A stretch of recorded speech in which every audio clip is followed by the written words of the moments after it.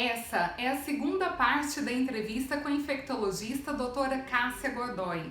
Ela que é médica no Hospital de Doenças Tropicais de Goiânia e também do Serviço de Infecção Hospitalar do Hospital do Câncer de Goiás, além de professora de medicina da PUC Goiás. Nessa entrevista, ela vai abordar sobre o coronavírus que leva a Covid-19, falando sobre quais são os sintomas, a diferença entre gripe, resfriado e o coronavírus e também sobre como usar a máscara. Não perca!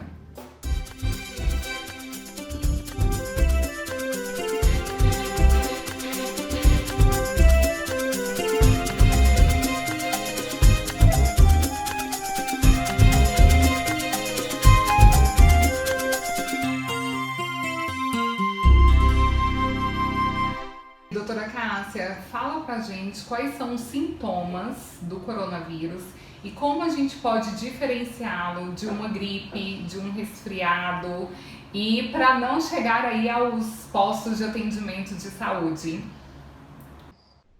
Na verdade, as infecções respiratórias por vírus, elas são extremamente semelhantes, né? Elas fazem o que a gente chama de uma síndrome gripal, né? Obstrução nasal, coriza, tosse, né? Espirros, dor de garganta. E a gripe por outros vírus, né? Que a gente chama de gripe, infecção respiratória por outros vírus, ela também pode fazer quadros graves. Então, não existe uma forma-chave de se diferenciar isso. Isso é tão certo que a estratégia de vacinação para o vírus influenza, para os influenza vírus, né, que é o caso do H1N1 e de outros vírus influenza, a estratégia de vacinação visa que as pessoas imunizadas não desenvolvam gripe ou sintomas gripais pelos vírus que a gente pode prevenir pela vacinação, facilitando a gente separar os casos do vírus influenza e afastar essas possibilidades nos pacientes vacinados. Então, é muito importante vacinar, não porque você vai proteger contra o mas porque você vai impedir você de fazer os quadros gripais por outros vírus. E se você tiver sintomas respiratórios, fica fácil da gente poder suspeitar ou classificar como sendo, às vezes, por coronavírus, ou como caso suspeito. Então, quais seriam esses sintomas? Febre, né?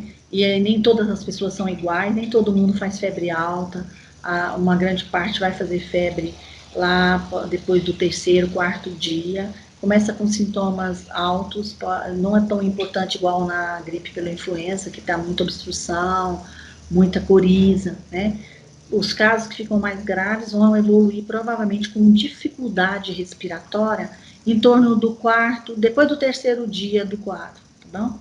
Isso também não é uma regra, né? Então, o paciente pode não fazer febre, sendo que durante a doença ele vai fazer febre. Assim.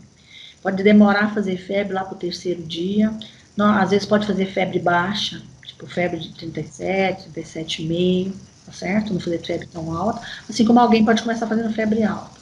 Geralmente a gente vai associar o quadro de tosse com febre e com dificuldade respiratória, que vai ser o carro-chefe para você pensar que a doença está tendo um comportamento mais agressivo e de risco de ser maior a gravidade.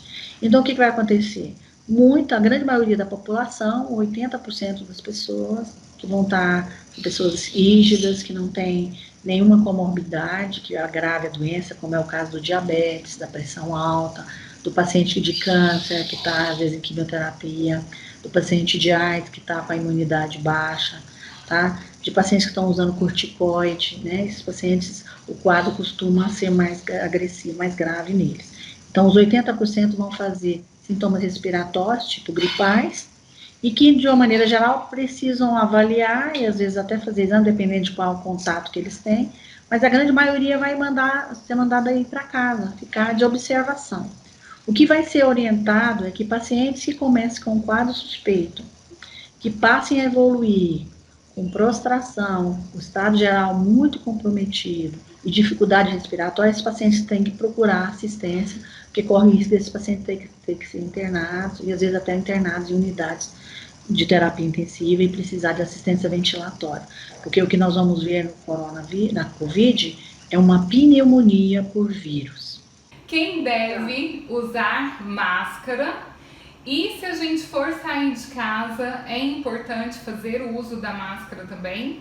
A máscara cirúrgica, que a gente chama, ou máscara simples, que é esse tipo de máscara aqui, que tem 2 TNTs e um filtro, ela tem 3 camadas, né? Ela pode ser de Levanta só um pouquinho para a gente ver. Isso, ela tá. pode ser de elástico ou pode ser de tiras, tá? É um dos equipamentos de proteção individual que o pessoal da saúde usa nas unidades hospitalares, nas unidades de ambulatório, de atendimento da saúde, tá? Inclusive até do médico da família, de vários outras instituições de atendimento ao público. Você tem, depois que a gente conheceu a tuberculose, descobriu que essa máscara aqui, que é capaz de conter as gotículas que a gente elimina na maioria das viroses, nas meningites, né? Nós descobrimos que algumas doenças eram capazes de ser transmitidas além das gotículas. Ao falar, tossir, espirrar, respirar, a gente podia eliminar gotículas, que essa máscara seria capaz de conter, né? E existe o padrão do equipamento e existe o tempo de uso que é preconizado, mas geralmente focado sempre para a área da saúde, que era de usar isso aqui até 2 horas, tá? Essa máscara foi desenvolvida primeiro para conter aerossóis químicos, né? Essa máscara é mais reforçada, a gente chama ela de um PFF2, tem ela no PFF2 e um PFF3, tá certo? Ela é uma máscara com um filtro bem mais reforçado, tem uma haste metálica igual a outra, geralmente tem ligas elásticas. Então, novas recomendações sobre o uso de um respirador N95 ou uma PFF3 ou PFF2, que é a especificação da máscara, e da máscara cirúrgica, tem mudado o tempo de uso, tá bom? E a forma de uso, a técnica é a mesma, higienizar as mãos antes de colocar, depois que coloca, com água e sabão ou com álcool junto, né? Como isso pode ser passado para a população se nessa última semana o CDC, né, um centro muito respeitável do ponto de vista de pesquisa, tem recomendado, vários outros centros também, outras recomendações da própria Anvisa, que a população também possa usar a máscara, tá certo? A gente não vai ter máscara desse tipo para a população. Então, o que eles estão recomendando? Que você use, se você tiver acesso, consiga usar, que você use com critério, porque não basta ter o equipamento, você tem que saber usar. Se você pegar uma máscara dessa, tem gente que adquire isso aqui, pensa que é um tesouro, que dá para ficar um mês com ela, sujar ela de batom, com as mãos, sujar ela de comida, né? Ela perde a validade, ela perde a capacidade de agir, ela vai estar suja, contaminada, tá certo?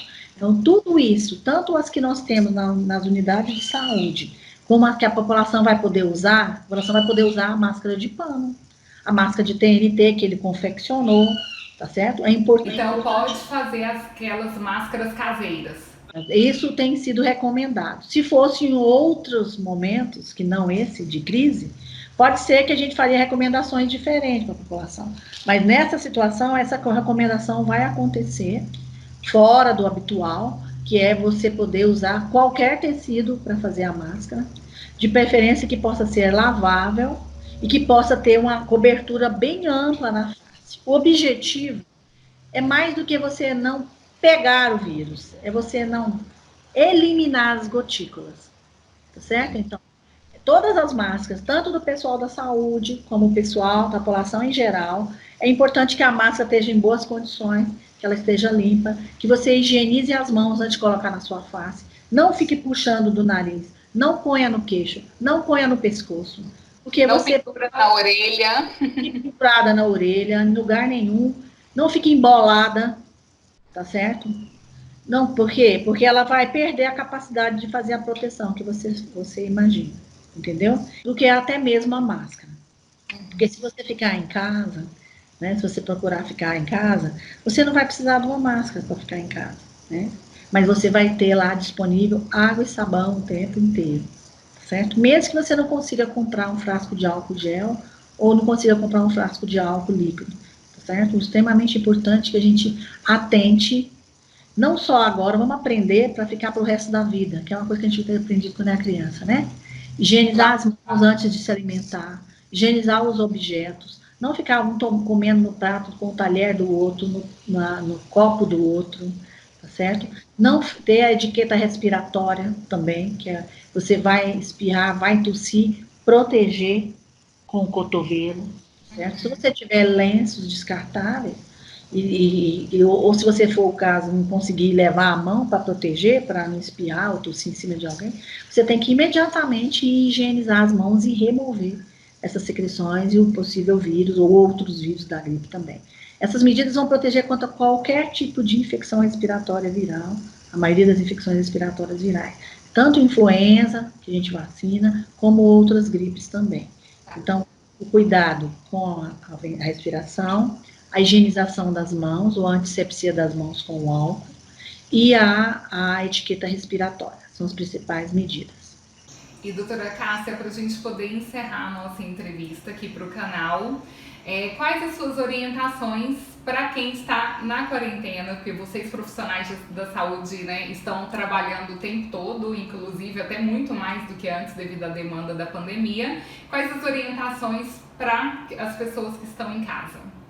Olha, nós já vivemos, o mundo já viveu situações de epidemias extremamente graves. A gripe espanhola acabou com 1/6 da população mundial, né? Hoje nós temos muito mais recursos para ficar em isolamento, nós temos a mídia, a TV, nós temos coisas para fazer, né? Nós podemos nos voltar um pouco para conviver com os nossos familiares, né? Com as pessoas. Eu diria para vocês que podem ficar em casa, não duvide, não duvide, porque a situação é muito séria e nós estamos no começo do enfrentamento para nós aqui em Goiás, aqui em Goiânia, tá certo? Não duvide e coopere com a sua saúde, o seu bem-estar e das pessoas que você ama e da sua comunidade. Certo. Doutora Cássia, muito obrigada. A gente gostaria de agradecer a sua participação. Eu sei que você tirou um tempinho da sua agenda para poder disponibilizar informação para todos nós do canal e todos que vão assistir. Então, se você aqui do canal gostou dessa entrevista, curta, compartilha e se inscreva no nosso canal. Vamos ajudar o maior número de pessoas possível com informação. E a doutora Cássia, ela é infectologista do Hospital de Doenças Tropicais aqui de Goiânia e também do Serviço de Infecção Hospitalar do Hospital do Câncer de Goiânia, também professora de Medicina da PUC Goiás, e cedeu um tempo dela para nos dar a entrevista. Doutora Cássia, muito obrigada e parabéns aí por estar atuando na frente, né, de toda essa pandemia em prol da saúde de todos. Muito obrigada.